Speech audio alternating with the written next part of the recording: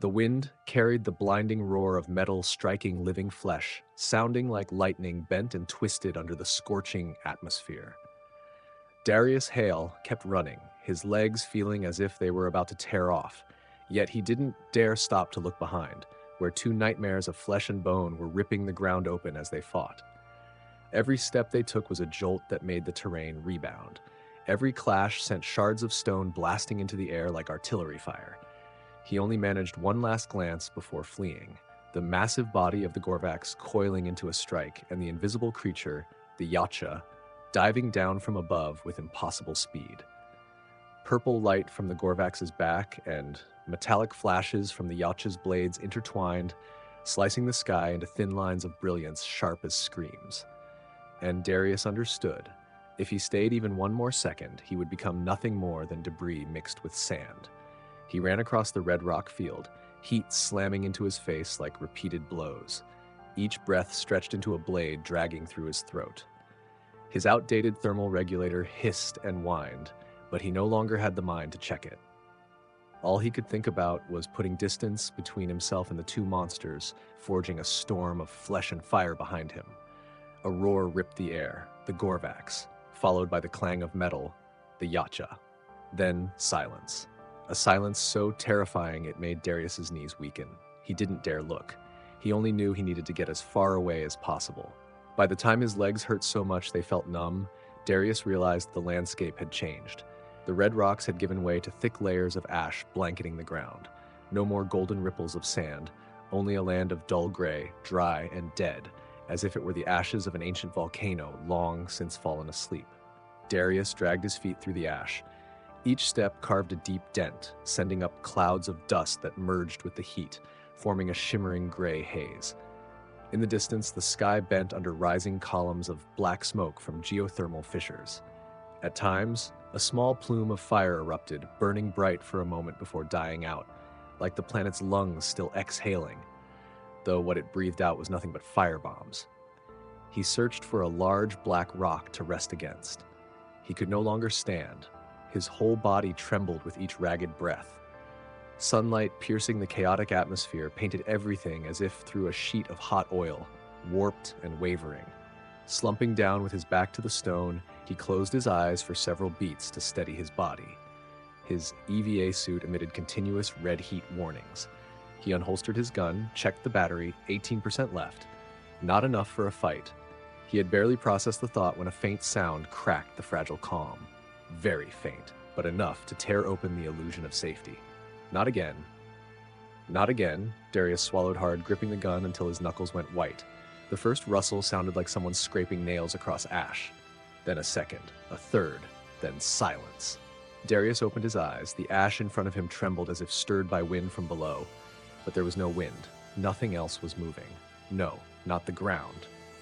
"Oh no, God, no," he muttered. Tiny specks the size of fingertips began to rise from the surface, one by one, in rows, in clusters. They looked like shadowy gray capsules, elongated like seeds but covered in thin, translucent scales with a violet sheen. Each had tiny, lightning-quick legs that moved like gliding metal. Swarmlawn, flesh-eating beetles, a species infamous in SEU records, capable of chewing through reinforced armor. Darius shot to his feet, heart pounding like thunder inside his ribs. Hundreds, no, thousands of beetles were crawling across the ash, moving toward him in an almost perfect straight line. They made no screeches or hisses. The only sound was a faint, static-like crackle, their countless legs brushing against one another. Darius backed away, looking around. No place to hide, nothing to climb, only gray ash and scorched earth. No, no, no, he turned around. Thick ash behind, and ahead, columns of black stone jutting up like the teeth of a giant beast. But all were too far to reach before the swarm closed in. His body went cold. Then, through the panic, he remembered. Swarmlawn feared sudden, concentrated heat, not natural heat, directed heat. He cranked his thermal regulator to maximum. The device screamed as if ready to explode. His suit heated so quickly his back felt seared.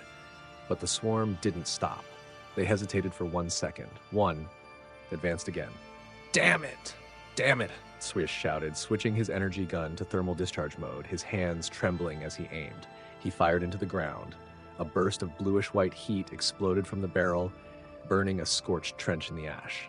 Acrid fumes rose, CSO3 burning, carbon, the smell of Earth pushed to its limits.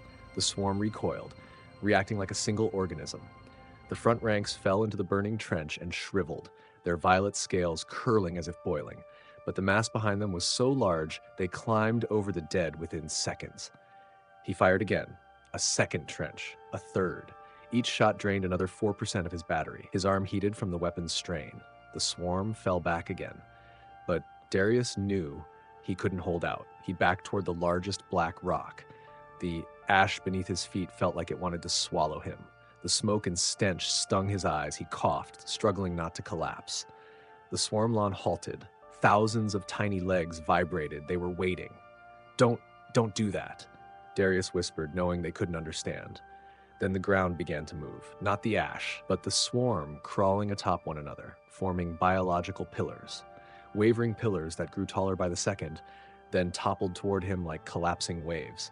Darius screamed in desperation and fired wildly. Heat blasts vaporized the nearest pillars into black dust, but seconds later the swarm rebuilt them. Battery at 6%. He gritted his teeth and pulled the trigger one last time. A blast more powerful than normal erupted, his weapon overheating. The ash before him erupted into a charred pit nearly 3 meters wide.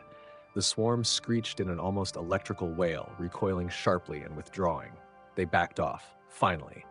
Darius staggered against the rock, sliding down. His gun was drained, his pulse frantic. Sweat poured down his face despite the suit's thermal protection. In front of him, the swarm lawn formed a half circle, a living barricade, neither advancing nor leaving, just waiting for the heat to fade. "Please," he mumbled, voice breaking, "don't come any closer." The swarm didn't answer, but the ground in the distance answered, a crack like stone splitting, then the terrain vibrated. Darius raised his head. Not Gorvax, not Yacha, not any creature he'd seen. The far column of ash burst upward. A massive shadow slid beneath the dust, not walking but gliding like a living shadow. The swarmlawn shuddered. Then, like water draining, they plunged into the ash, disappearing within seconds. All of them, a total retreat. Darius froze, barely breathing. If the swarmlawn were fleeing, then whatever was coming was far worse. The ash column shattered in a spiraling burst. A deep rumble rose from beneath the ground. The shadow swelled, widening like a giant beast crawling just under the surface. Darius switched his visor to brightness boost. As the view adjusted, he saw it. A creature over 10 meters long, its body a semi-organic stone-like material layered with overlapping black horns along its spine. 2 massive sensory tendrils, each 2 meters long, swept through the ash like living whips. An ancient obrex, a rare species mentioned only in a few blurry archive images. The very thing that had driven the swarmlawn to flee.